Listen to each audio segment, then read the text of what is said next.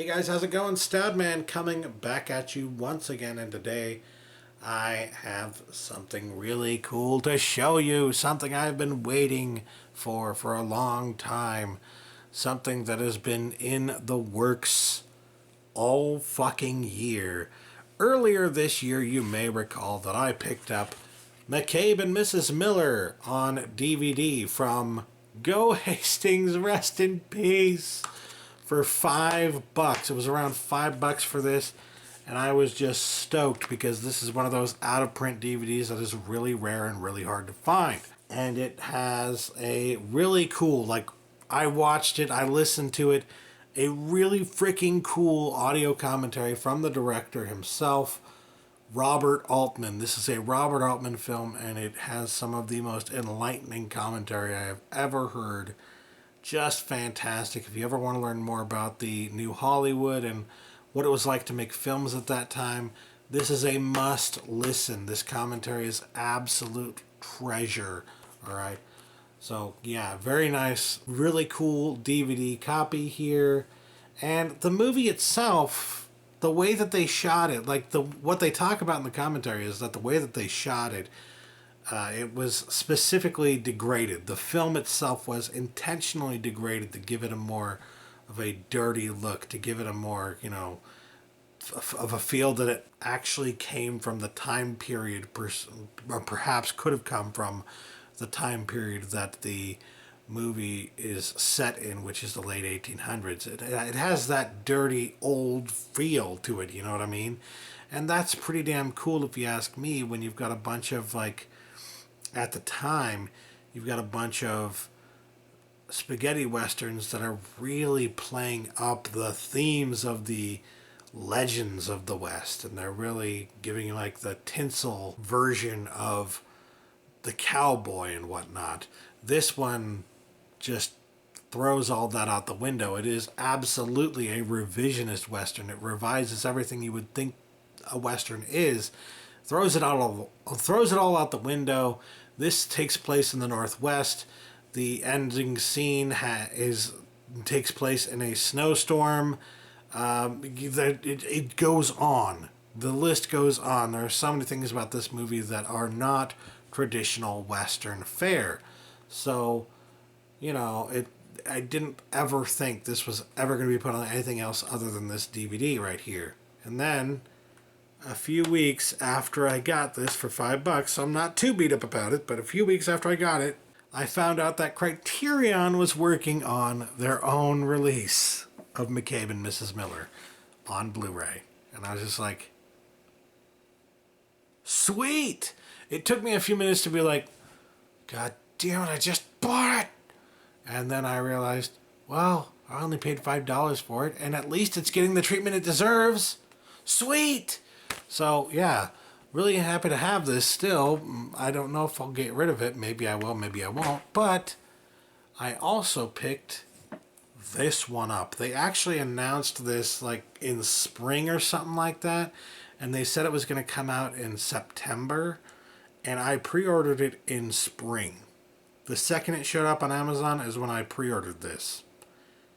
It took until actually October 11th for them to actually release this. So I've had this waiting on pre-order for 5 freaking months. That's how much I wanted this. And for those who are wondering about the special features, yes, this does actually include the same commentary from the DVD from Robert Altman, which is such a treasure that you absolutely need to listen to. So if you're worried that it's not going to have the same special features, no, it does have that one. And that is an absolute must to listen to. And you can listen to it on this particular Blu-ray that I highly recommend you pick up, especially considering that at this point, by the time you're seeing this video, it's probably on sale on the Criterion sale from Barnes & Nobles. So if you're looking at things to get from the Criterion sale, this should be at the top of your list. It's really cool. What I will say, though, for those of you who are considering picking it up, is that you're probably going to be sitting here thinking, why did they put this on Blu-ray? Because the image, no matter how good it looks, if they did it properly, which Criterion always does it properly, almost always does it properly, And from what I understand, they spent a lot of time working on the image of this to make sure they didn't do anything to fuck it up. So I'm pretty sure this is a pretty good representation of the film here on Blu-ray. Very happy to have it. But like I said, they actually like fucked with the film in such a way that they like actually, I forget what the process is called, but they flashed the film. I think that's what it's called. They flashed the film, and they did that to give it a certain look, a certain kind of dirty, not quite perfect look. And so it really does not look fantastic, even if it has all the grain structure intact. There's no way this is going to look beautiful because it was never meant to look beautiful. It was always meant to look dirty and rough. And if it doesn't look dirty and rough on the Blu-ray, then they fucked it up. Plain and simple. It's fucked up if it's not dirty. It needs to be dirty and fucked up. If it's not dirty and fucked up, it's fucked up. I know it's a weird thing to think about in that way, but it really is true. This is a movie that needs to be watched as it originally was intended. And it was originally intended, the cinematographer, the people who were working on the film actually flashed the film. They intended for it to look grimy. They intended for it to look the way that it did. So before anyone starts complaining that, oh, the transfer's crap. No, the transfer isn't crap. What's crap is the actual film itself, and it was intended to be that way. So accept it. You may not like it, but accept it.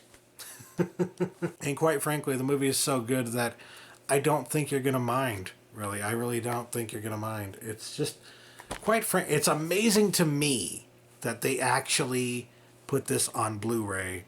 Like I said, I don't know that it necessarily needs a Blu-ray considering the state of the film itself, but I'm happy to see it nonetheless. It's just, for what it is, it's not necessarily necessary to put a movie like this on Blu-ray. So the mere fact that they did is a very nice little thing. The booklet here is not necessarily a booklet. It is actually just a fold out here that has a couple of scenes from the movie across all the pages here. And you get the essay here on the inside. It's a very, well, I wouldn't say a very long essay, but it's a pretty lengthy essay, pretty lengthy look at the movie from Nathaniel Rich. Don't know much about him, but I'm sure the back of the Blu-ray case will tell me something about it.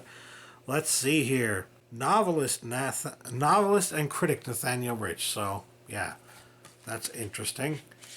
And then if you want to see what the inside looks like, there's the disc there and the artwork itself right there. Very cool. Like I said, the ending scene here takes place in the middle of a snowstorm. So, yeah. I haven't had a chance to actually sit down and watch this again here on Blu-ray yet because, again, of Halloween, and October 11th is when it came out. So I've been watching horror movies this entire month. I didn't have a chance to actually sit down and watch this one. So I do apologize for that, but that's just the way it is. That's the way it goes sometimes. It's the way she goes. So anyways, this has a new 4K digital restoration, which again, baffled that they went that far for this movie, but appreciative at the same time.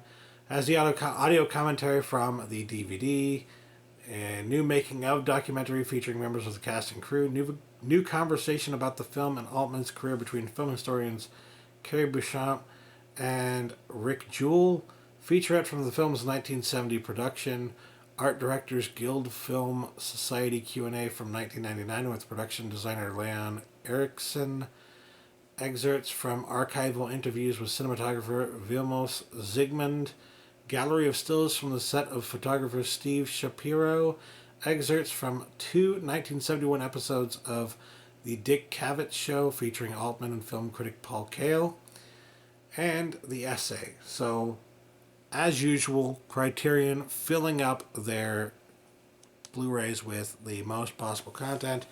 Very nice. Very happy to have this in my collection, and honestly, very happy to have pre-ordered it, even though the pre-order came in October when I didn't have a chance to watch it. Because yes, you're gonna be able to find this probably now, thanks to the Barnes and Noble sale.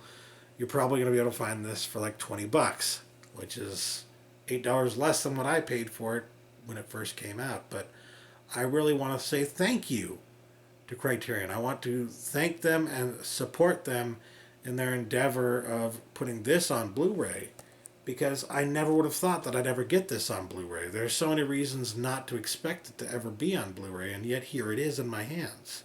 So thank you so fucking much, Criterion, for this. This is above and beyond anything that I ever expected, and I love it and I love you.